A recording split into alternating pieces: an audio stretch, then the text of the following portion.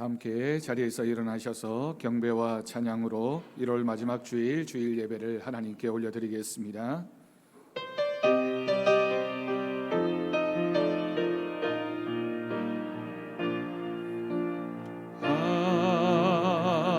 하나님은 우리의 피난처가 되시며 환난 중에 우리의 힘과 도움이시라. 하나님은 우리의 피난처가 되시며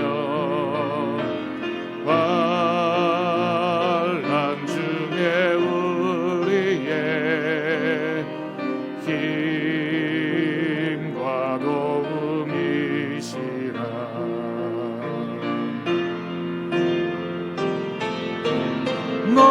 너희는 가만히 있어 주가 하나님 되말지어다. 열방과 세계 가운데 주가 높임을 받으리라. 사랑합니다 내 아버지, 찬양합니다 내 온 맘 다하여 선포합니다 예수 그리스도. 주님 오심을 기다리며 볼지어다 내가 문 밖에 서서 두드리노니 누구든지 내 음성을 듣고 문을 열면 내가 그에게로 들어가 그와 더불어 먹고 그는 나와 더불어 먹으리라. 아멘.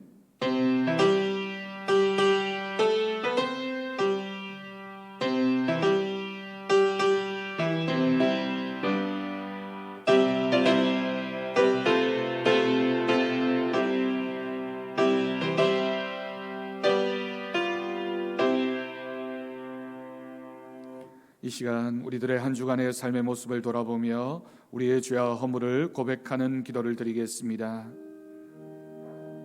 아버지,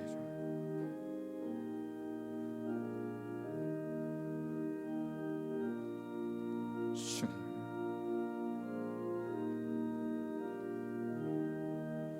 아버지 우리를 불쌍히 여시옵소서.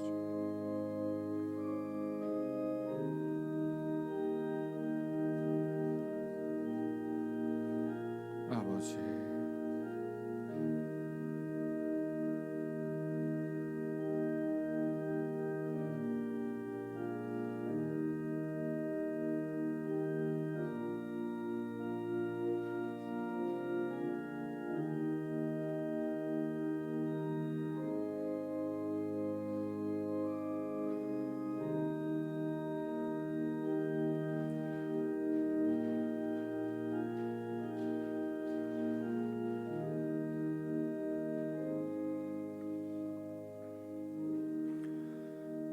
그가 우리를 흑암의 권세에서 건져내사 그의 사랑의 아들의 나라로 옮기셨으니 그 아들 안에서 우리가 속량 곧 죄 사함을 얻었도다.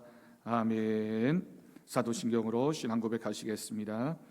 나는 전능하신 아버지 하나님 천지의 창조주를 믿습니다. 나는 그의 유일하신 아들 우리 주 예수 그리스도를 믿습니다. 그는 성령으로 잉태되어 동정녀 마리아에게서 나시고 본디오 빌라도에게 고난을 받아 십자가에 못 박혀 죽으시고 장사된 지 사흘 만에 죽은 자 가운데서 다시 살아나셨으며 하늘에 오르시어 전능하신 아버지 하나님 우편에 앉아 계시다가 거기로부터 살아있는 자와 죽은 자를 심판하러 오십니다. 나는 성령을 믿으며 거룩한 공교회와 성도의 교제와 죄를 용서받는 것과 몸의 부활과 영생을 믿습니다. 아멘. 자리에 앉으시기 바랍니다. 찬송가 5장 함께 찬양하겠습니다.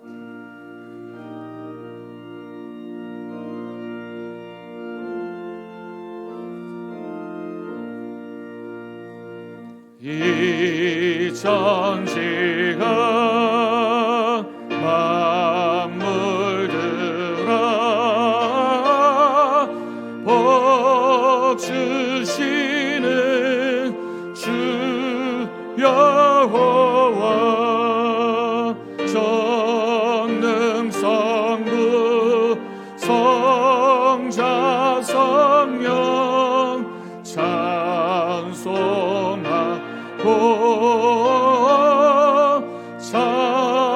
찬송하세. 아멘. 성시교독 교독문 56번입니다.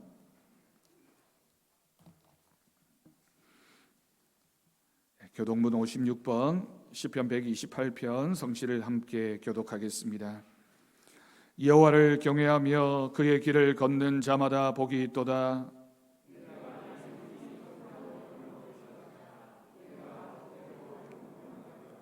내 집 안방에 있는 내 아내는 결실한 포도나무 같으며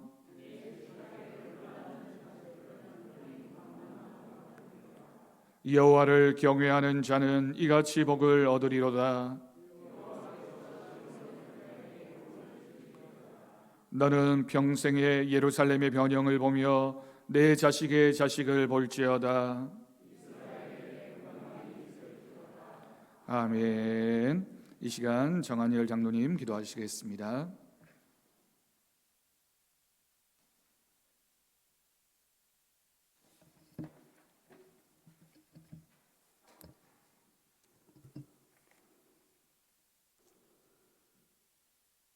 천지를 창조하신 하나님 아버지, 온 국민이 겪는 코로나19의 고통 가운데서도 복된 성의를 기억하게 하시니 감사합니다. 이 시간 예배를 통해 전능하신 하나님을 만나게 하시옵소서. 하나님의 살아계심을 체험하게 하여 주시옵소서. 우리가 신령과 진정으로 예배드리기를 원합니다. 하나님 아버지 영광 받아 주시옵소서. 하나님을 찬양하게 하여 주시옵소서. 우리를 사랑하시는 하나님 아버지, 우리의 삶이 너무나 힘듭니다. 믿음 생활의 기본인 교회의 모든 예배가 힘들고 있습니다. 속히 예배가 회복되게 하여 주시옵소서. 회복되게 하여 주시옵소서. 교회의 교육, 선교, 봉사, 성도의 사랑의 교제 생활이 정상화되게 하여 주시옵소서. 특별히 어린 생명들이 교회 교육에 어려움이 있사오니 어린이들을 지켜주시옵소서. 병들지 않게 하여 주시옵소서.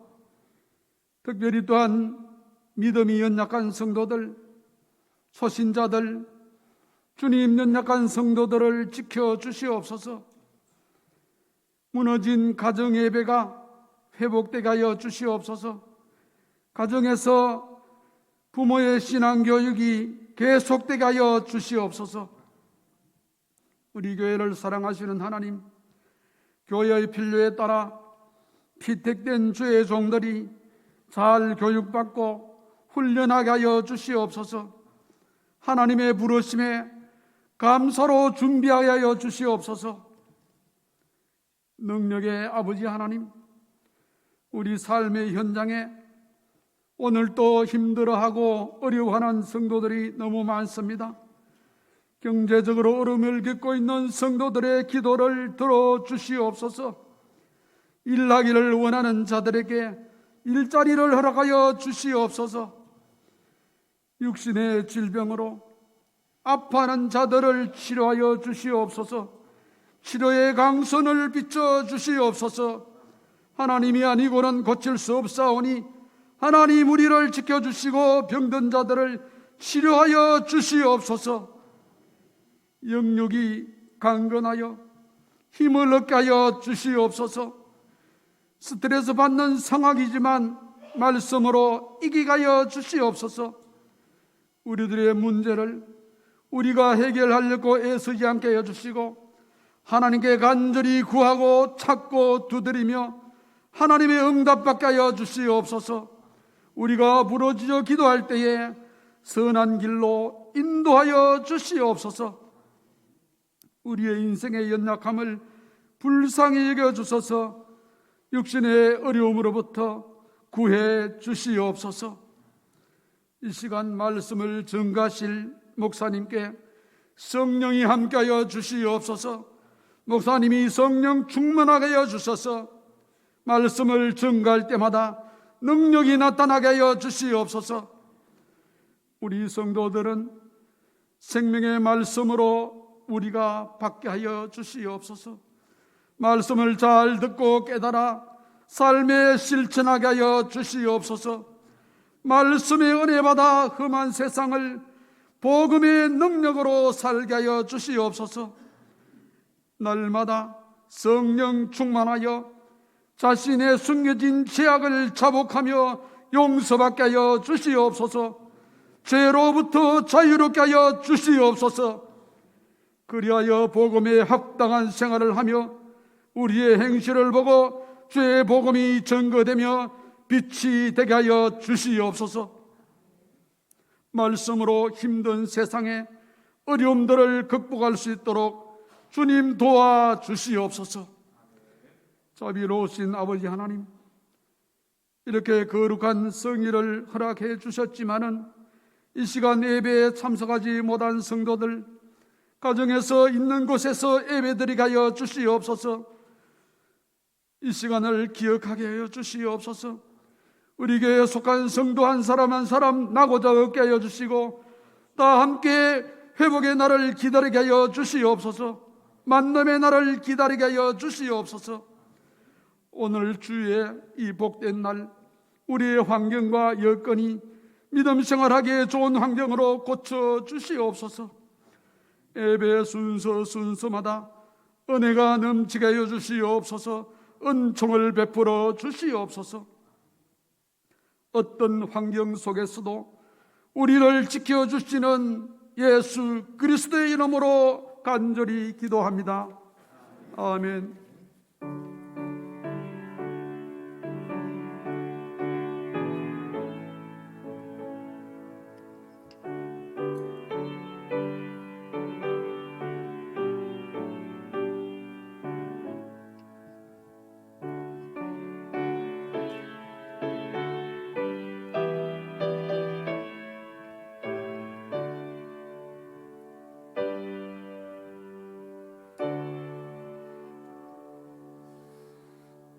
이 시간 우리에게 주신 하나님 말씀은 신약성경 요한복음 8장 1절에서 11절까지 말씀입니다.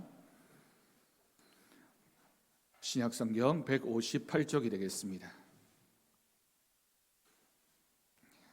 이 시간 우리에게 주신 하나님 말씀으로 믿고 제가 봉독하겠습니다.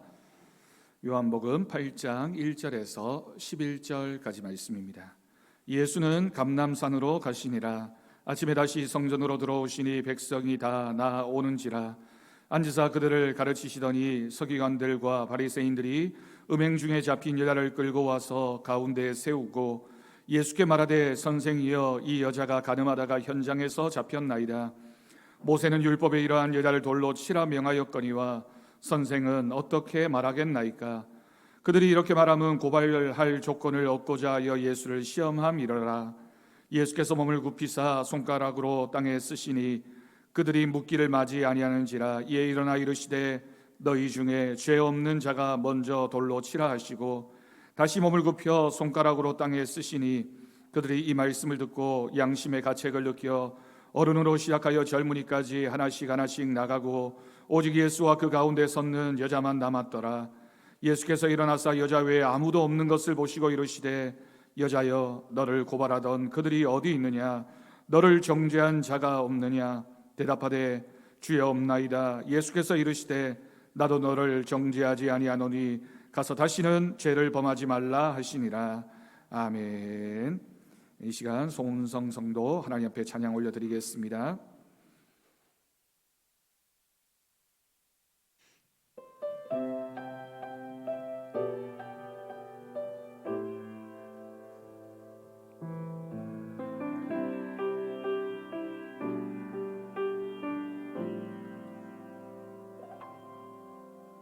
내가 노려왔던 모든 것들이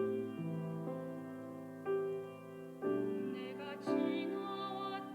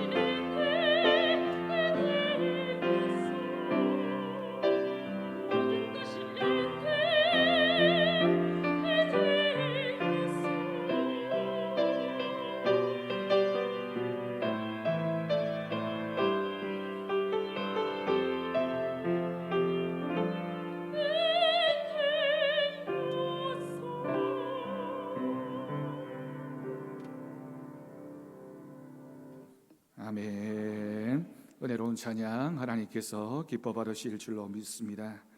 할렐루야. 오늘도 하나님이 주시는 말씀의 은혜가 우리 사랑하는 성도들과 성도들의 가정 가운데 또 우리가 섬기는 주님의 몸된 교회 가운데 하나님의 은혜의 말씀으로 전해지기를 주님의 이름으로 축복합니다. 여러분, 코로나가 우리나라에서 시작된 지 1년이라는 시간이 지났습니다. 우리나라뿐만이 아니라 전 세계가 아직도 이 긴 터널을 빠져나오지 못하고 있습니다. 대구만 해도 작년 2월 19일부터 계속된 코로나로 인해서 큰 어려움과 고통 가운데 있습니다. 우리 성도들 중에는 어려운 형편에도 예배의 자리에 나오고 계시는 분들도 계시고 온라인으로 예배에는 참석하고 계시지만 직접 얼굴을 뵌 지가 1년이 다 되어가는 성도님들도 계십니다. 새벽 기도에 나와서 기도할 때마다 그 이름들을 불러봅니다. 특별히 어린 유치부 아이들, 아동부 아이들도 1년이라는 시간 동안 얼마나 많이 자랐을지 그 모습이 보고 싶습니다. 온라인으로 예배에 참여하고 계시는 성도님들, 혹시라도 나를 잊지는 않았을까 걱정하고 염려하지 마십시오. 저와 우리 성도들 모두 한 분 한 분을 위해서 기도하고 있습니다. 오랜 기간 예배당에 오지 못하고 계신 분들도 어서 좋은 날이 와서 우리 장로님 기도하신 대로 회복의 시간이 와서 함께 모여서 마음껏 예배하고 교제하며 식사하고 하나님의 은혜를 고백하며 나눌 수 있기를 바랍니다. 어느 분이 그런 경험을 하셨습니다. 얼마 전에 미용실에 가서 머리를 하는데 주위의 손님들이 그렇게 교회에 대해서 비난하고 욕을 하고 교회 때문에 이렇게 온 나라가 어려움에 빠지는 것 예수 믿는 사람들 때문이라는 소리를 주위에서 모두 하더라는 겁니다. 가만히 듣고 있으니 너무 부끄럽기도 하고 민망하고 앉아있기가 얼마나 마음이 불편했는지 모른다는 이야기를 하셨습니다. 요즘 예수 믿는다, 교회 다닌다는 말을 하기가 어렵고 때로는 부끄럽다는 분들이 있습니다. 그 마음 충분히 이해되고 공감합니다마는 반대로 생각해 보면 우리가 예수님 때문에 부끄러운 것이 아니라 예수님께서 우리 때문에 부끄러움을 당하고 계신 것 아닌가라는 생각도 해봅니다. 오히려 우리는 부끄러움과 수치를 당하면서 더욱 우리의 믿음이 어떠했는지를 살펴보아야 할 것입니다. 그리스도인이기 때문에 부끄럽고 미안한 것이 어쩌면 당연하다고 할 수 있습니다. 어쩌면 우리가 신앙 때문에 불이익을 당할 수도 있을 것입니다. 하지만 그때에도 주님이 우리에게 어떤 분이셨는지를 우리가 기억한다면 우리가 잠시 당하는 불이익과 부끄러움은 정말 작은 것에 지나지 않습니다. 믿음을 지키기가 어려운 때입니다. 교회를 사랑하고 섬기는 마음이 너무나 귀한 때입니다. 우리가 많이 조롱당하고 많이 무시당한다 한들 여러분, 주님의 마음 같겠습니까? 주님이 사랑하시는 이 교회가, 주님이 사랑하시는 우리 성도들이 부끄러움을 당하고 멸시당하는 것, 우리 주님이 어떤 눈으로 보고 계시겠습니까? 여러분, 어쩌면 우리는 더욱 아파해야 할 것입니다. 더욱 무시당하고 더욱 조롱당하는 것이 마땅합니다. 코로나19가 1년 동안 지속되면서 우리 성도들 중에도 직장에서, 사업에서, 또는 인간관계에서, 또는 주변 사람들로부터 여러 가지 어려운 말을 듣고 난처한 상황에 처하게 되고 그래서 교회를 다닌다는 것이 참 불편하게 느껴지는 마음일 수도 있습니다. 성도 여러분, 우리가 이런 시간을 만났다는 것, 또 보내고 있다는 것은 지금까지 편안하게 나태하게 아무런 어려움 없이 신앙생활을 해온 우리에게 교회가, 성도가 이 사회의 일원으로서, 이 사회의 한 구성원으로서 어떤 모습으로 비춰지고 있었는지를 다시 한번 생각해보고 점검해보는 시간이 되어야 할 것입니다. 우리 스스로의 믿음과 신앙을 돌아보면서 성찰의 시간, 하나님의 마음을 묵상하는 시간을 가져야 합니다. 여러분, 이때를 우리가 잘 보내야 하는 것은 우리가 이제는 더 이상 교회가 사회 속에서 섬이 아니라 이 사회 복음을 소개하는 하나님의 전도자가 될 수 있기 때문입니다. 인내와 성찰의 시간, 지금까지의 우리의 모습을 돌아보며 교회와 성도들이 하나님 앞에서도 부끄러워지 않아야 되겠지만 우리의 이웃들에게도 부끄럽지 않는 믿음의 모습으로 서야 할 것입니다. 코로나가 끝이 나는 것도 중요하지만 우리가 이 시간들을 다 보낸 다음에 정말 우리가 담대하게 복음을 전해야 하는 그 순간이 찾아왔을 때 믿지 않는 이들에게 우리가 어떤 모습으로 이 시간들을 보냈는지를 고백하면서 우리가 복음 전도에 있어서도 준비된 마음이 있어야겠습니다. 우리 교회도 우리 성도들도 또한 한국교회와 우리 모두의 믿음이 새로운 모습으로 세워지기를 주님의 이름으로 축원합니다. 우리는 우리의 믿음의 근거를 십자가의 능력이라고 표현합니다. 그런데 그런 십자가의 능력은 우리가 얼마나 하나님 앞에 큰 죄인인지를 고백할 때 주어지는 하나님의 은혜입니다. 조금 전에 우리가 들었던 찬양의 가사에서처럼 여러분, 세상에 당연한 것은 없습니다.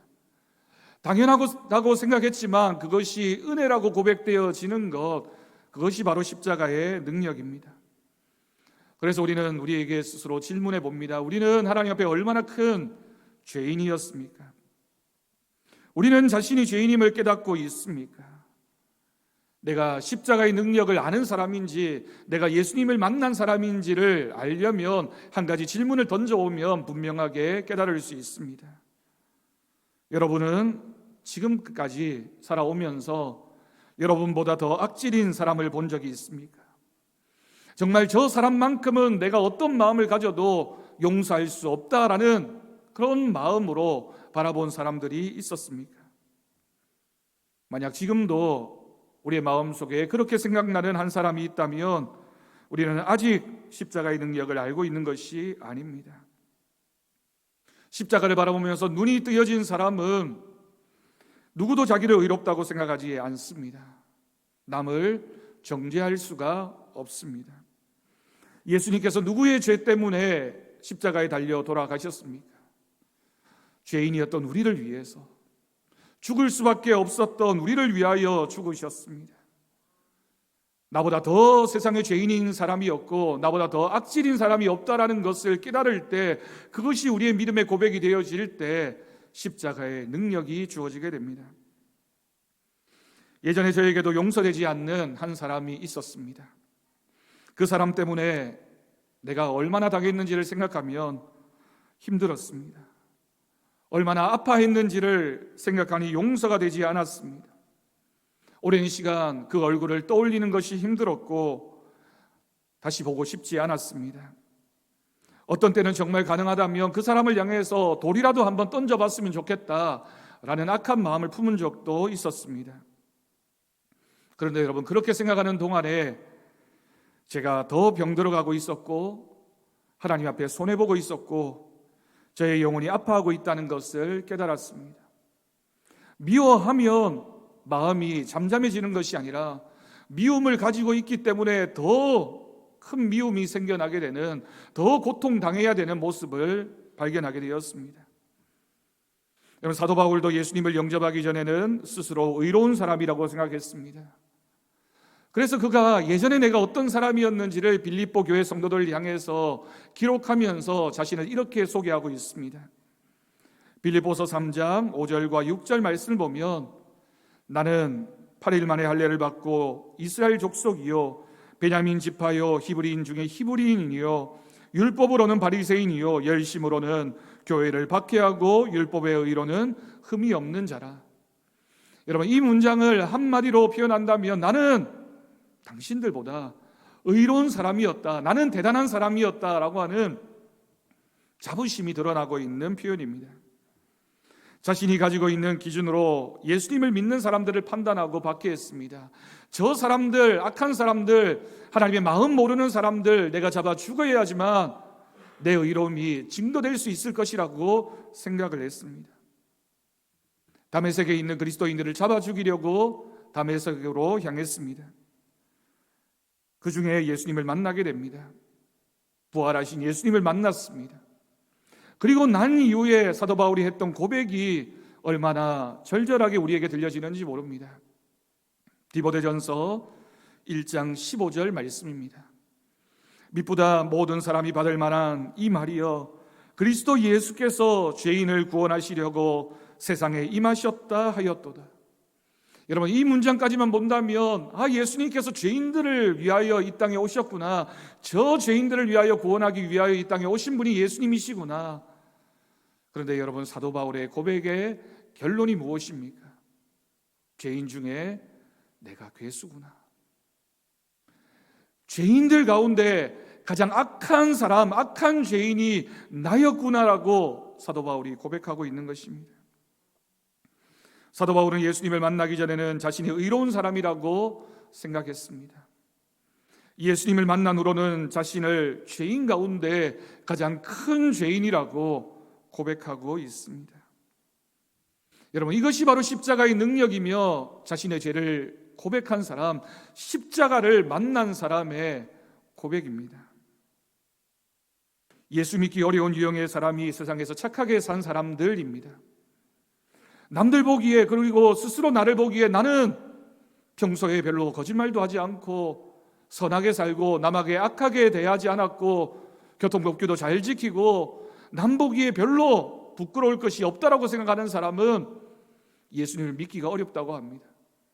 스스로 의인이라고 생각하기 때문입니다. 죄인이라고 생각하지 않습니다.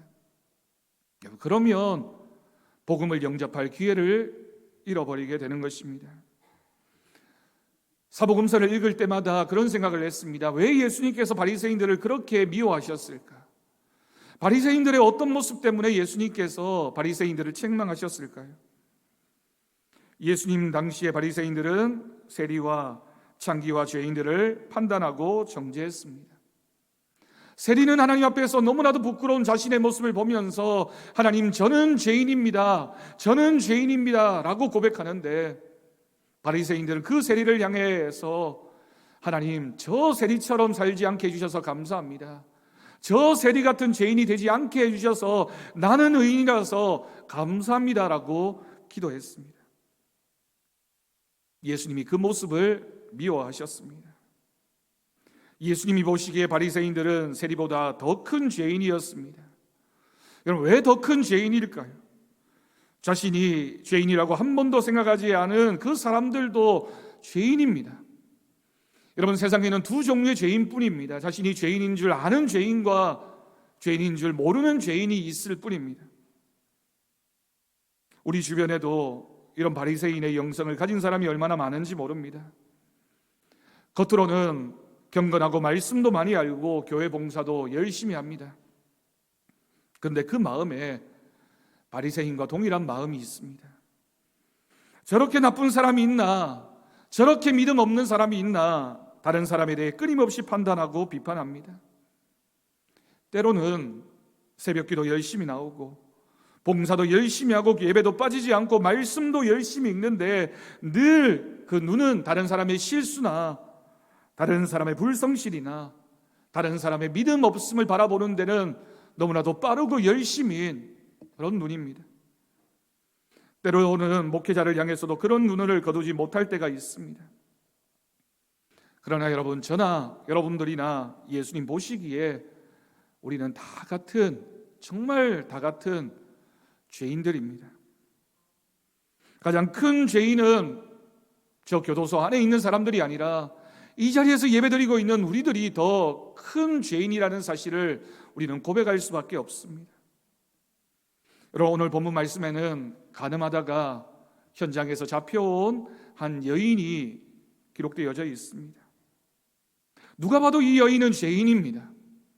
가늠하다가 현장에서 사람들에게 붙잡혀 왔으니 어떤 변명도 할 수 없는, 누구나 저 사람을 향해서 죄인이라고 말할 수밖에 없는 그런 여인입니다.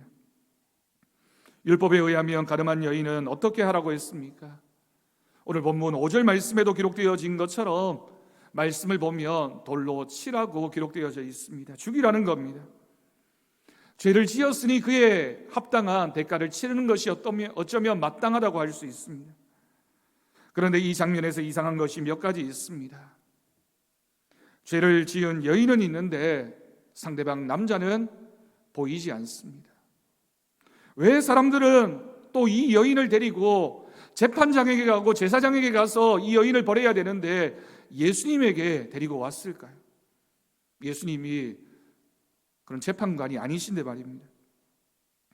그리고 평소에는 죄인이라면 끔찍하게도 싫어했던 바리새인들이 이 여인을 마주하고 이 여인을 잡아다가 예수님께 데리고 와서 마치 이 여인에게 큰 관심이 있는 것처럼 예수님에게 말하고 있는 겁니다.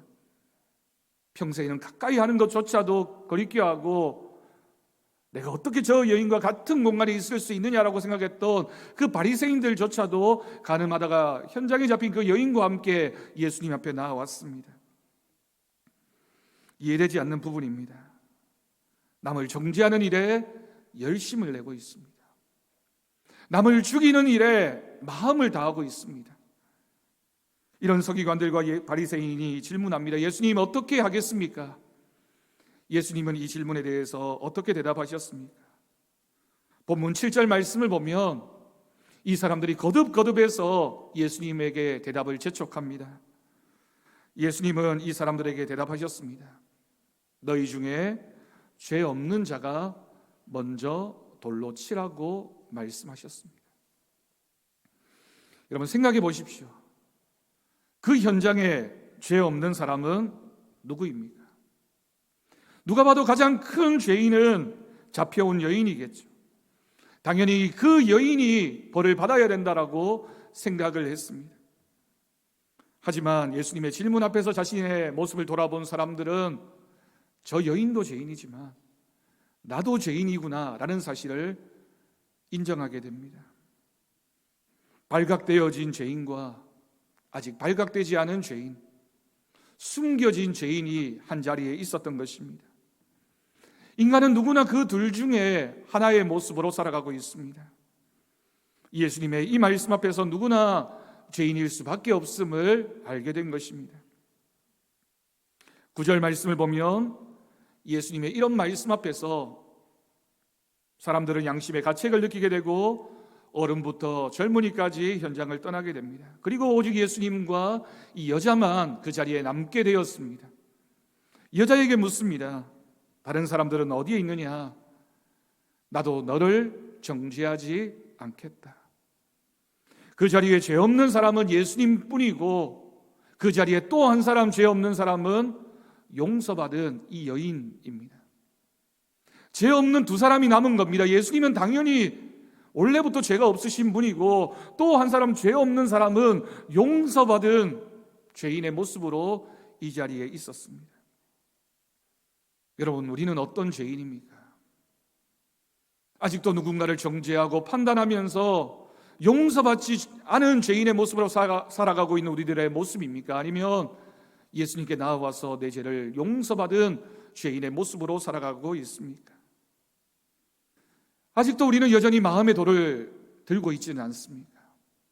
누군가를 향해서 내 모습은 생각하지 않고 저 사람의 작은 허물을 바라보면서 마음의 돌을 하나하나씩 쌓아두면서 내가 언젠가는 이라는 마음으로 그 돌을 가지고 살아가고 있지는 않습니까? 주님은 우리를 용서해 주셨는데, 나를 용서해 주셨는데 아직도 나는 내 마음의 돌을 하나 들고서는 용서해 주지 못한 마음으로 살아가고 있지는 않습니까?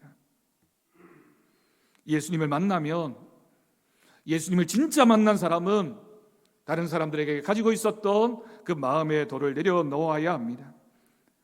내려놓아집니다. 내려놓아야지만 그 사람이 예수님의 사랑을 아는 사람이고 그리스도인이 되는 것입니다. 내가 그 돌을 계속 들고 있으면 누군가도 나를 향해서 그 돌을 내려놓지 않을 것입니다. 그 돌을 내려놓으면 자기를 의롭다고 생각하지 않게 되고 자신이 죄인임을 알기에 남을 정죄하지 않게 됩니다. 자신이 얼마나 큰 죄인인지를 깨달은 사람만이 그 돌을 내려놓을 수 있습니다. 이 사실을 깨달은 사람이 십자가의 능력을 아는 사람입니다. 여러분, 이런 사람을 만나면 만날수록 은혜롭고 이런 사람이 있는 가정은 행복합니다. 이런 사람이 있는 교회는 행복할 수밖에 없습니다. 어떤 공동체든지 그 공동체가 행복해지려면, 하나가 되려면 내가 얼마나 큰 죄인인지를 깨닫고 나도 저 사람을 용서해 주어야지, 우리는 다 같은 죄인이야, 그런 마음을 가진 사람들이 있을 때 그 공동체는 행복한 공동체가 되어질 수 있습니다. 여러분들의 가정에서도, 우리의 교회에서도, 우리가 다니는 직장과 회사에서도 마찬가지입니다. 예전에 어느 목사님과 나눈 대화입니다. 이 목사님 교회에서 간단한 공사를 하게 되었습니다. 그런데 공사를 하러 온 이 공사 일꾼이 담뱃갑을 떨어뜨리고 갔습니다. 어떻게 교회에서 공사하는 사람이 담배를 피우냐 하고 생각을 하고는 무심코 그 담뱃갑을 자기 호주머니에 넣었습니다. 아마도 교회 버릴 만한 곳이 마땅하지 않았기 때문이겠죠. 그리고는 목양실에 들어와서는 잠깐 일을 보다가 그 담뱃갑을 떨어뜨리게 됩니다. 마침 목양실을 청소하기 위해서 들어오신 권사님이 그것을 보신 것입니다. 목사님도 그걸 알고는 아차 하셨습니다. 두 사람 사이에 묘한 정적이 흘렀습니다. 잠시 후에 권사님께서 목사님 담배 피우십니까? 라고 물으시더라는 겁니다. 여러분, 생각해 보면 그렇게 물은 것이 정말 천만 다행입니다. 혹시라도 저에게도 비슷한 일이 벌어지면 저에게 꼭 물어보십시오. 물어봐야 됩니다. 확인해 봐야 됩니다. 안 묻고 꼭꼭 마음에 감추어 두고 있다가 나중에 터뜨리는 것이 얼마나 큰 문제를 가져오게 되는지 모릅니다. 목사님이 그제서야 자초지정을 설명하고 이해를 구했습니다. 여러분, 그 권사님이 목사님을 믿지 못한다면 결국에는 마음의 돌을 하나 들고 있는 겁니다. 그리고 한참이나 시간이 지나서 그 돌을 던지게 될런지도 모를 일입니다. 우리는 너무 쉽게 다른 사람들을 정죄하고 판단합니다. 사람들은, 아니 사실은 솔직하게 말해서 나와 여러분들은 자신에게는 얼마나 너그러운지 모릅니다. 하지만 반대로 상대방을 향해서는 너무나 엄격합니다. 마태복음 7장 1절에서 5절까지의 말씀, 그 중에서도 2절 말씀을 보면 예수님께서는 왜 남을 비판하지 말라고 하셨는지, 분명한 것은 비판하는 그 비판으로 비판을 받을 것이며 비판하는 자신의 그 죄가 더 크다라고 우리 주님이 말씀하셨습니다. 우리는 왜 비판하게 될까요? 우리 마음에 욕심을 가지고 있으면서 다른 사람의 욕심을 보지 못하기 때문입니다. 가만히 내버려 두지 못하기 때문입니다. 우리는 거짓을 품고 살아가고 있는데 남의 거짓은 참지 못하는 겁니다. 나도 이기적인데 남이 이기적인 거 도무지 볼 수 없어서 화가 나게 됩니다. 우리가 십자가의 능력으로 거듭나게 되면 가장 먼저 이것을 깨닫게 됩니다. 그리고 나면 다른 사람을 향한 우리의 마음과 시선이 달라질 수밖에 없습니다. 여러분, 남을 향해 비난하고 평가하고 정죄하는 말을 함부로 해서는 안 될 것입니다. 결국에는 그 말이 화살이 되어서 나에게 돌아올 수밖에 없습니다. 무심코 하는 말이든 어떤 다른 뜻을 가지고 하는 말이든 내가 뱉은 말은 결국 나에게 돌아오게 되어져 있습니다. 우리에게는 그런 자격이 없습니다. 제가 저를 생각해도 저는 목사의 자격이 없다고 생각합니다. 솔직히 말씀드려서 많이 알게 되면 많이 알수록, 제가 저를 경험하면 경험할수록 참 자격이 없는 사람이 목사가 됐구나라는 생각을 하게 됩니다. 성도들은 그래도 제가 목사니까 목사님은 뭔가 좀 다르겠지라고 생각하지만, 여러분, 솔직히 사람은 다 똑같습니다. 앞에 서 있으니까 그럴듯해 보이고 좋아 보일지 몰라도 누구나 삶에서는 비슷한 모습으로, 죄인된 모습으로 살아가는 것이 우리들의 현실적인 모습입니다.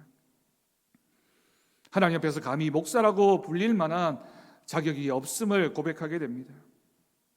때로는 새벽 기도에 나와서 기도합니다. 하나님, 왜 이 같은 사람을 하나님께서 목사로 부르셨습니까? 저 같은 사람이 무슨 자격이 있습니까? 라고 기도할 수밖에 없습니다. 그런데 여러분, 한참 기도하다가 생각해 보니 제가 자격이 없다고 생각하고 제가 죄인이라고 생각하고 나니 죄인이라는 것을 너무 잘 알고 있기 때문에 그래도 다른 사람을 이해할 수 있겠구나, 다른 사람을 용서할 수 있겠구나, 다른 사람을 섬길 수 있겠구나. 그래서 하나님께서 나를 목사로 세우셨구나라고 고백하게 되었습니다. 하나님께서 이렇게 자격 없는 저를 용서해 주시고 목사로 세워주신 것은, 그리고 저의 허물과 죄악을 그냥 덮어주신 것은 다른 사람을 정죄하고 판단하지 말라고, 사랑하는 사람이 되라고 나에게 주신 기회구나 라고 고백했습니다. 여러분, 성도가 회개하는 것을 보면 경건한 그리스도인들이 더 회개하면서 간절하게 고백합니다. 죄를 많이 짓고 사는 사람이 오히려 회개하지 않습니다. 눈물의 양으로 본다면 저 사람은 정말 그래도 믿음으로 살려고 하고 경건하게 살려고 열심을 내고 하나님을 붙잡은 사람이 흘리는 눈물의 양이 많을 수밖에 없습니다. 믿음이 깊어지면 깊어질수록 죄인임을 고백하게 되고 연약함을 고백하게 되고 내가 얼마나 보잘것없는 사람임을 고백할 수밖에 없기 때문에 눈물의 양이 자꾸만 많아질 수밖에 없는 것입니다. 경건한 그리스도인이 애통해하는 이유는 자기의 죄를 더 많이 보기 때문이고, 방탕한 사람이 울지 않는 것은 자신의 죄를 보지 못하기 때문입니다. 로마서 5장 20절 말씀을 보면 죄가 더한 곳에 은혜가 더욱 넘쳤다라는 말씀이 있습니다. 쉽게 풀이한다면 죄가 많은 곳에 은혜가 넘친다는 뜻입니다. 이 말씀의 뜻은 은혜 많이 받으려고 죄를 많이 지으라는 뜻이 아니라, 내가 죄인이면 그 죄인임을 고백하면 고백할수록 나에게 얼마나 많은 죄가 있는지를 더 찾아내면 찾아낼수록 용서받은 죄인으로서 하나님의 은혜를 더 크게 고백할 수밖에 없다라는 뜻입니다.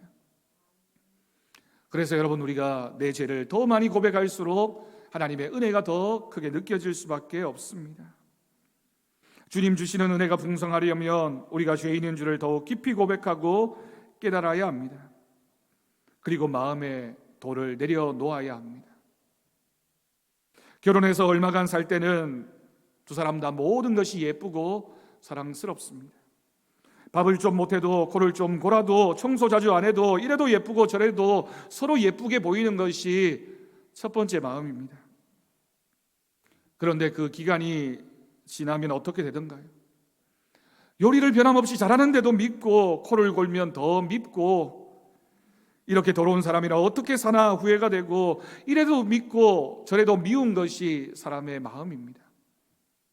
사람이 특별히 변한 것도 아니고 뭔가 달라진 것이 아님에도 불구하고 마음이 달라졌으니 보는 생각이 달라지게 되는 겁니다. 그러면서 하나씩 하나씩 마음의 돌을 들게 됩니다.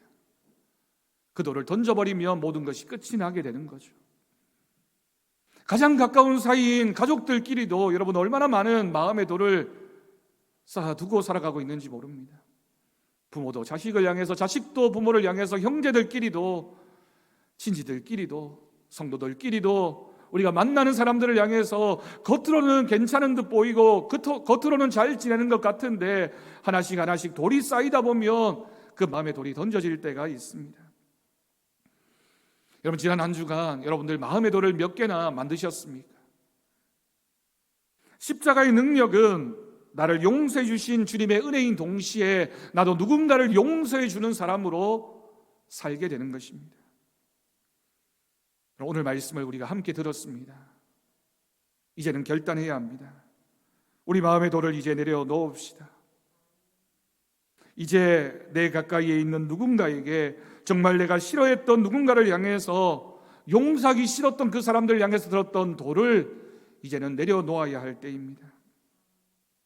오늘 우리 함께 결단합시다. 우리가 서로를 바라보면서 옆에 앉아있는 성도들을 보면서 내 마음속에 떠오르는 누군가의 이름을 떠올리면서 혹시라도 아주 작은 돌이라도 하나 들었다면 여러분, 우리가 그것을 고백하며 내려놓는 시간이 되어지기를 바랍니다. 다 같이 화면을 보면서 앞에 나와 있는 우리 글을 같이 읽으면서 우리가 결단할 수 있기를 바랍니다. 화면 보여주시고요. 우리 다 같이 읽겠습니다. 주님이 나를 용서하셨습니다. 나는 십자가의 능력을 믿습니다. 나는 당신을 향한 마음의 돌을 내려놓습니다. 당신도 그 돌을 내려놓고 평안해지십시오. 주님의 사랑으로 당신을 용서합니다. 사랑합니다. 아멘. 여러분, 십자가의 능력으로 용서하고 용서를 구하는 믿음으로 살아갈 수 있기를 바랍니다. 그러나 우리는 사랑해야 됩니다. 더욱 사랑해야 합니다. 그래야 우리가 예수님의 제자가 될 수 있습니다. 교회가 그리스도인들이 무시당하고 있는 이 시대 가운데 우리가 그래도 세상 사람들과 다른 모습으로 살아가려면 더 사랑해야 됩니다. 더 용서해야 되고, 더 낮아져야 되고, 더 겸손해야 됩니다. 더욱 사랑하는 그 모습을 보고 세상이 우리를 향해서 그리스도인은 그래서 다르구나라는 것을 발견하게 될 것을 믿습니다. 예수 믿는 사람이 어떤 사람인지는 우리가 더 사랑해야지만 그 모습이 나타날 수 있습니다. 소금과 빛의 사람으로 살아가려면 더 사랑해야 할 것입니다. 용서하고 사랑하고 섬기며 낮아지는 이번 한 주간 살아가는 저와 여러분 되어지기를 주님의 이름으로 간절히 축원합니다. 기도하겠습니다. 하나님 아버지 감사합니다. 오늘도 우리에게 주신 말씀을 기억하며 마음의 돌을 내려놓게 하시고 더 사랑하게 하여 주옵소서. 더 크신 하나님의 은혜를 고백하게 하여 주옵소서. 감사드리옵고 예수님의 이름으로 기도드립니다. 아멘. 찬송가 274장 부르면서 봉헌하도록 하겠습니다.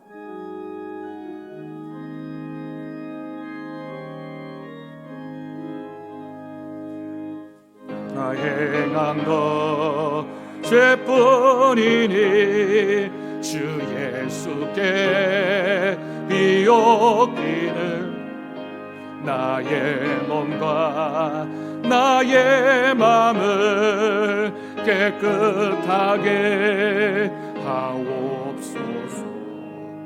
물 가지고 날 씻든지 불 가지고 태우든지 내 안과 바 다 닦으사 내 모든 죄 멸하소서. 내 어두는 밝히시니 참 기쁘고 고마구나. 그보다 더 원하오니 정결한 마 주옵소서. 물 가지고 날 씻든지 불 가지고 태우든지 내 안과 바 다 닦으사 내 모든 죄 멸하소서. 정결한 마음 그 속에서 신령한 빛이 오니 이러한 마음 나 얻으며 눈까지도 밝으리라. 물 가지고 날 씻든지 불 가지고 태우든지 내 안과 바 다 닦으사 내 모든 죄 멸하소서.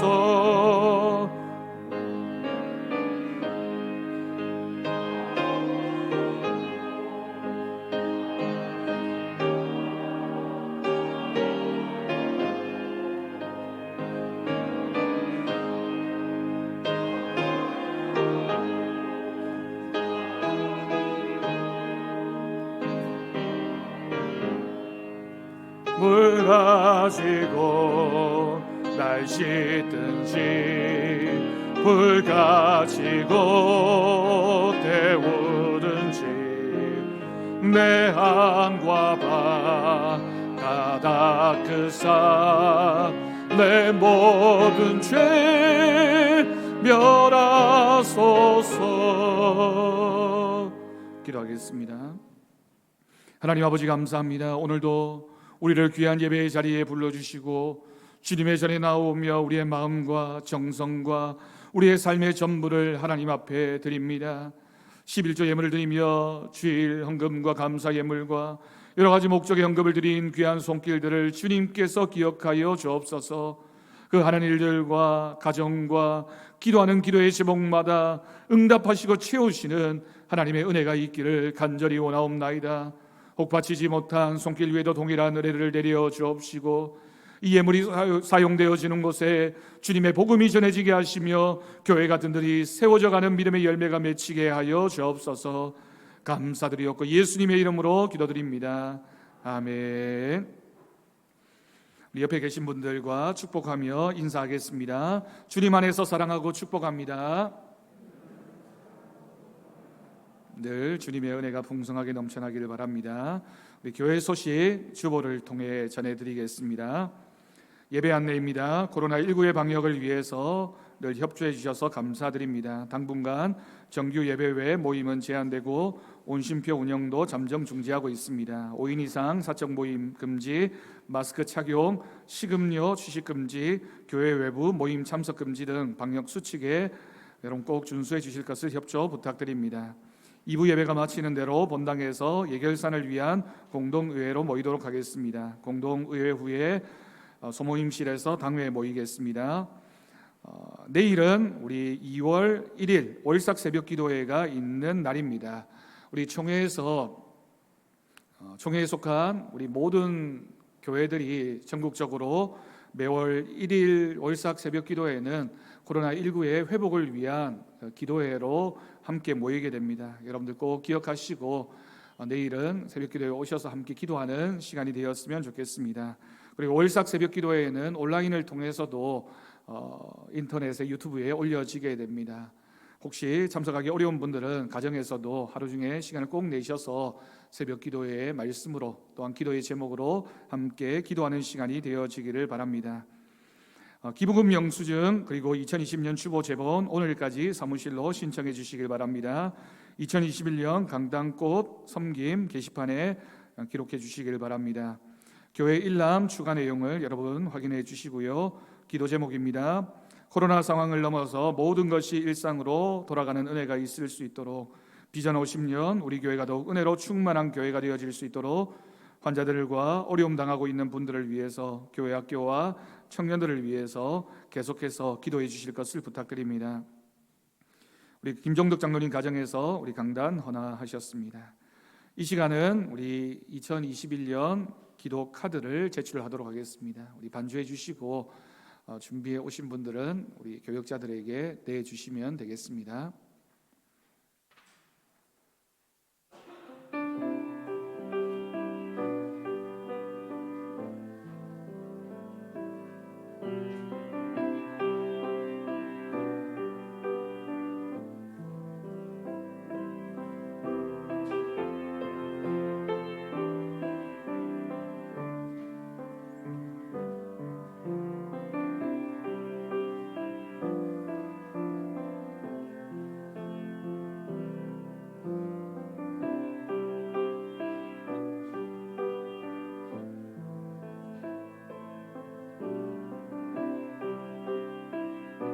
앞으로 가지고 와주십시오.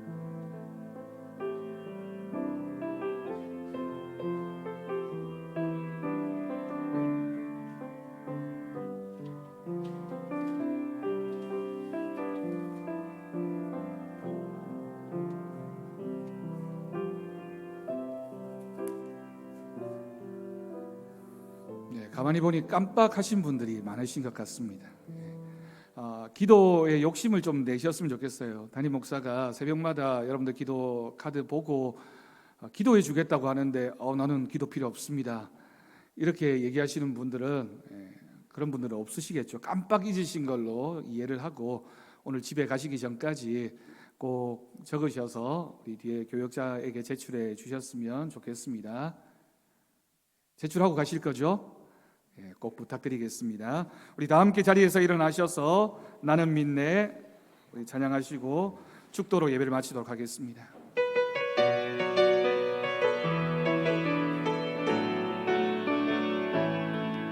내게 허락하신 시련을 통해 나의 나의 믿음 더욱 강하게 자랑하고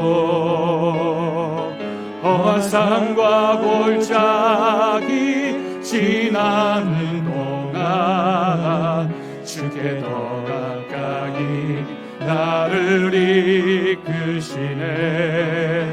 내가 겪는 시험이 어렵고 힘겨워도 내 주님보다 크지 않네. 내 앞에 바다가 갈라지지 않으면 주가 나로 바다 위 걷게 하리. 나는 믿네. 주의 능력으로 내 삶 새롭게 되리. 나는 믿네. 주의 능력으로 담대히 나가리라. 주와 함께 싸워 승리하리라. 날마다 믿음. 우리 두 손을 높이 들고 찬양하겠습니다. 나는 믿네. 나는 믿네. 주의 능력으로 내 삶 새롭게 되리. 나는 믿네. 주의 능력으로 담대히 나가리라. 주와 함께 싸워 승리하리라. 날마다 믿음으로 나 살아가리. 우리 주 예수 그리스도의 은혜와 하나님 아버지의 극진하신 사랑하심과 성령님의 돌보시고 교통하심이 오늘 말씀 기억하며 마음에 돌을 내려놓고 더욱 사랑하는 믿음으로 살아가기로 결단하는 우리 사랑하는 성도들 위해, 사랑하는 성도들의 가정 위에, 사랑하는 서부제일교회 위에, 이 나라 이 민족 열방 가운데 이제부터 영원까지 함께 하시기를 간절히 축원하옵나이다. 아멘.